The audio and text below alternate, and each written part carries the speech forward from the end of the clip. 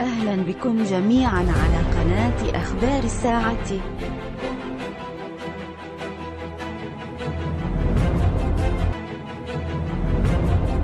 شي نعتنا بالكسيبه سايرين، شي قال علينا خاينين، وعند الاخر حنا غير مدوخين. يا سيدي حنا مقاطعين ومازال مواصلين.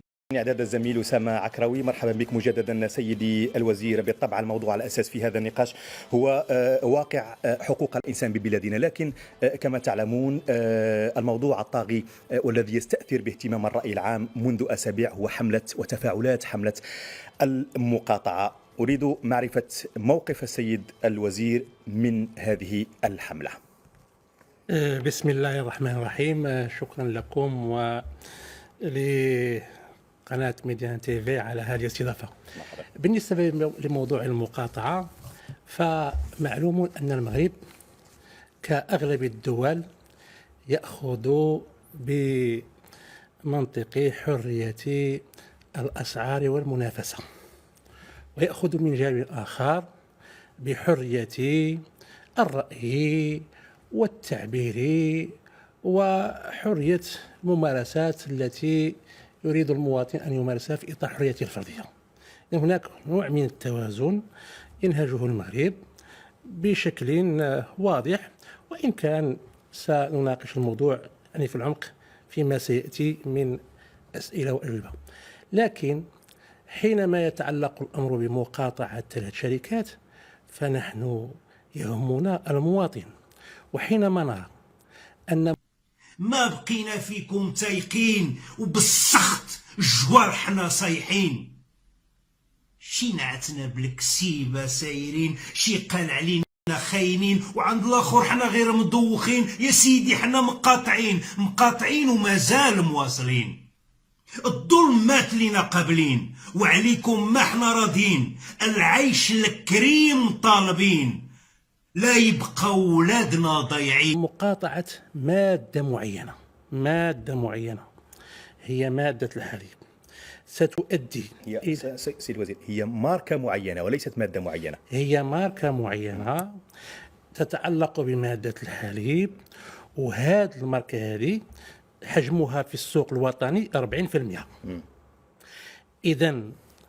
إذا ذهبت الأمور إلى مستوى أدى إلى إرباك يعني عملية الجمع ديال الحليب بالنسبة لهذه الماركة، وبالتالي إلى التسويق، فهذا غادي يؤدي إلى إلحاق الضرر أولا بمصدر تمويل السوق بنسبة 40%.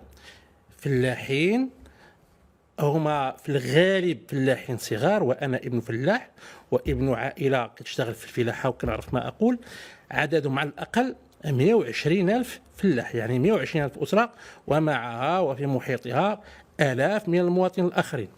وعدنا في نهاية السلسلة أننا أمام واحد الشهر اللي هو شهر رمضان يكثر فيه الطلب على الحليب.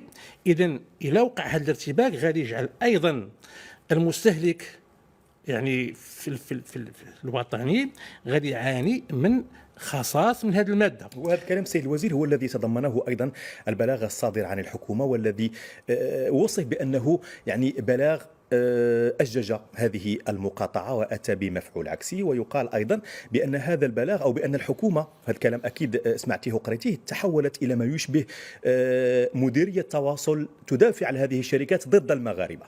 نحن ندافع عن المواطنين، وأقول المواطنين المنتجين لمادة الحليب الذين يزودون هذه الماركة يعني هذه الشركة، واللي قلنا في بياننا أنهم على الأقل 120,000.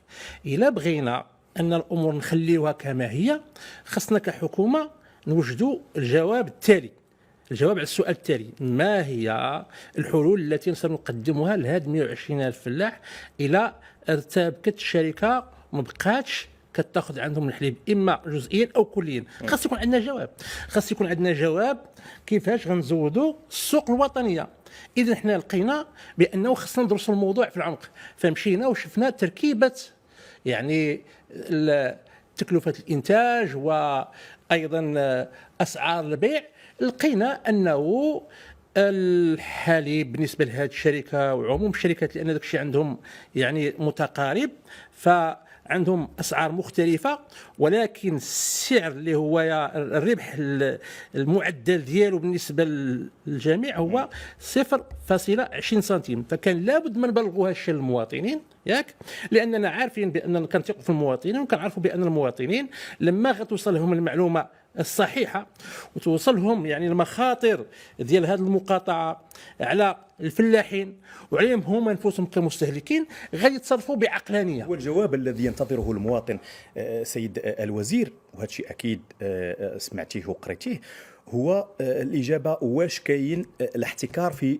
سوق مادة الحليب مثلا. وهذا الكلام ربما اللي كتقولوا يناقض، واللي قالته الحكومة يناقض ما قاله رئيس مجلس المنافسة اللي قال بأنه شركات الحليب تتواطأ فيما بينها وتتفق على الأسعار، بمعنى المواطن باغي حل من طرف الحكومة لمراقبة الأسعار وإنهاء الاحتكار. هنا فين كاين الدور ديال الحكومة؟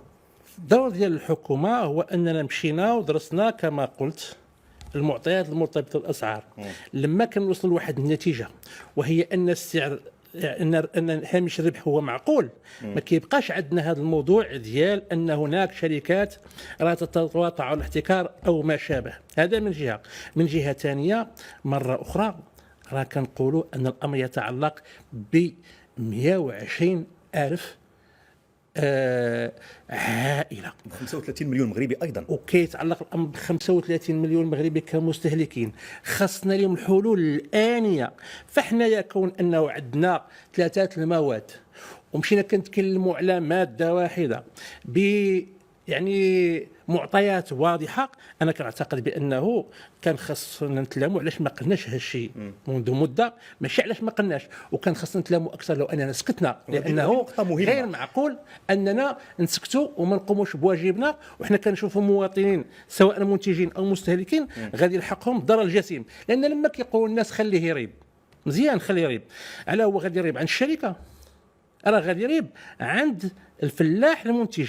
وانا كنقول لكم، وانا كما قلت فلاح، وانا في صغري كنت كنساعد الوالد رحمه الله عليه في العطله، وكان جمع الحليب لانه كان مسؤول على التعاونيه، وكنقوم بواجب في هذا الشان، وكنعرف هذا الشيء جيدا. راه الا قاعد حتى يعني ارتبكت الامور، اقول يمكن ان يصبح الفلاح الصغير اللي كيجني يعني في كل اسبوع واحد 200 درهم اقل اكثر هو الضحيه. وانا متاكد من ان الشركات هي تتعامل مع المواطن. هذا الخطاب يعني اللي كتلام الحكومه بانها الحكومه الدور ديالها هو مراقبه مدى احترام القانون في السوق في بشكل عام.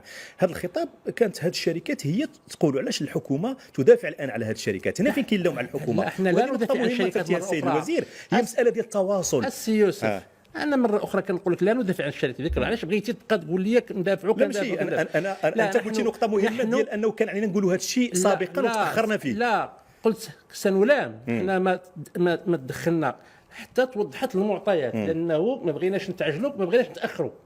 اذا بعد ما مر واحد الوقت وقدرنا ان نقيموا الوضع واحد التقييم اللي هو معقول موضوعي، تكلمنا كيما قلت لك غادي نتلاموا الا حنا تاخرنا، غنتلاموا الا حنا ما قدمناش المعطيات في وقتها. ولكن اللي بغينا ناكدوا، حنا لا ندافع عن اي شركه، حنا ندافع عن المواطنين المنتجين وعن المواطنين المستهلكين، ونحن مسؤولون عن هاد الفلاحين ومسؤولين عن هاد المواطنين اللي هما ما خاصهمش يعانيوا من غياب ماده الحليب في الشهر الفضيل. ثالث نقطة مهمة سيد الوزير على المستوى التواصلي ديال الحكومة فيما يخص هذا المشكل المطروح الآن ديال حملة المقاطعة. سمعنا واش كانت الحكومة فعلا ناجعة سريعة يعني وفي مستوى الترافع حول هذا الموضوع؟ لانه سمعنا وزراء كيهضروا على المداويخ وعلى يعني مصطلحات وعلى الخيانه من طرف احد المسؤولين ديال هذه الشركات، سمعنا كاين اللي كيهضر على الجيعانين، سمعنا هذه المصطلحات. واش السيد الوزير متفق مع هذه الطريقه وهذه اللغه اللي ايضا لغه التهديد التي وردت في بلاغ الحكومه بخصوص يعني متابعه مروجي الاخبار الكاذبه؟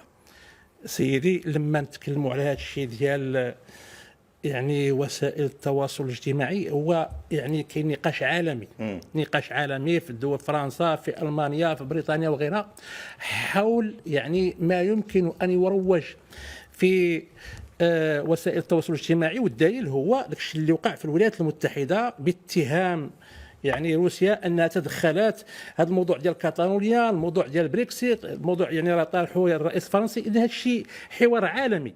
احنا لما تكلمنا عن الموضوع الناس ما انتبهوش باننا قلنا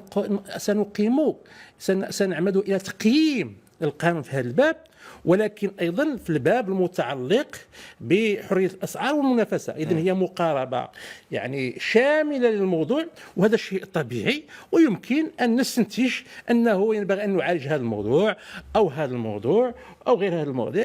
وبالطبع هذه المعالجه غتكون ان شاء الله يعني في اطار اللي هو شفاف، واللي هو يعني غادي يؤدي الى اننا نقدموا بلادنا الى الامام، ماشي غادي نتراجعوا فيما يخص الحريات الاساسيه للمواطن، خاصه من حريه التعبير. احنا قلنا في البيان وكان الناس ما انتبهوش، وهو ان الحريات الاساسيه للمواطنين خاصه من حريه التعبير راها مساله اللي هي محسومه ولا يمكن ابدا يعني المساس بها.